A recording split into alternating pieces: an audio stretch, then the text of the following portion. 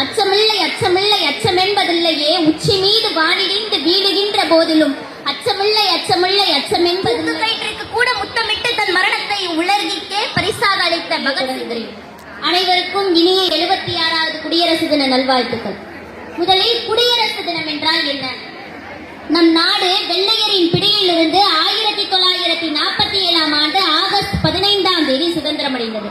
அந்நாளில் இருந்து இந்நாட்டிற்கான இந்திய அரசியலமைப்பு சட்டத்தை உருவாக்கும் பணி டாக்டர் அம்பேத்கர் தலைமையில் ஒப்படைக்கப்பட்டது.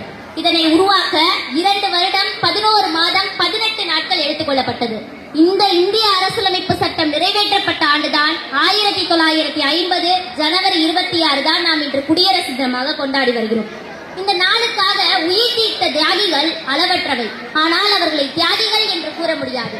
ஆம், அச்சமில்லை அச்சமில்லை அச்சம் என்பதில்லையே, உச்சி மீது வானிடிந்து வீழுகின்ற போதிலும் அச்சமில்லை அச்சமில்லை அச்சம் என்பதில்லையே, இச்சகத்தில் ஓரெல்லாம் இதற்கு நின்ற போதிலும் அச்சமில்லை அச்சமில்லை அச்சம் என்பதில்லையே, துச்சமாக எண்ணி நம்மை தூறு செய்த போதிலும் அச்சமில்லை அச்சமில்லை அச்சம் என்பதில்லையே, பிச்சை வாங்கி உண்ணும் வாழ்க்கை பெற்றுவிட்ட போதிலும் அச்சமில்லை அச்சமில்லை அச்சம் என்பதில்லையே, இச்சை கொண்டு பொருளெல்லாம் இழந்துவிட்ட போதிலும் அச்சமில்லை அச்சமில்லை அச்சம் என்பதில்லையே என்று தன் எழுத்துக்களாலேயே வெள்ளையனை எதிர்த்த பாரதியும், குண்டடிப்பட்டு இறந்த மகாத்மா காந்தியும், தூக்கு கயிற்றுக்கு கூட முத்தமிட்டு தன் மரணத்தை உலகிற்கே பரிசாக அளித்த பகத்சிங்கையும், தன் கணவன் கொல்லப்பட்டாலும் மீண்டும் தன் மாவட்டமான சிவகங்கையை மீட்டெடுப்பேன் என்று சவால் எடுத்து இந்த மண்ணிலே வெள்ளையனை எதிர்த்த முதல் வீர பெண்மணி வீரமங்கை வேலுநாச்சியாரையும் எப்படி தியாகி என்ற 3 எழுத்தில் அடைக்க முடியும்? அதனால் தான் கூறினேன், அவர்கள் தியாகிகள் இல்லை, தியாகிக்கும் மேலானவர்கள் என்று.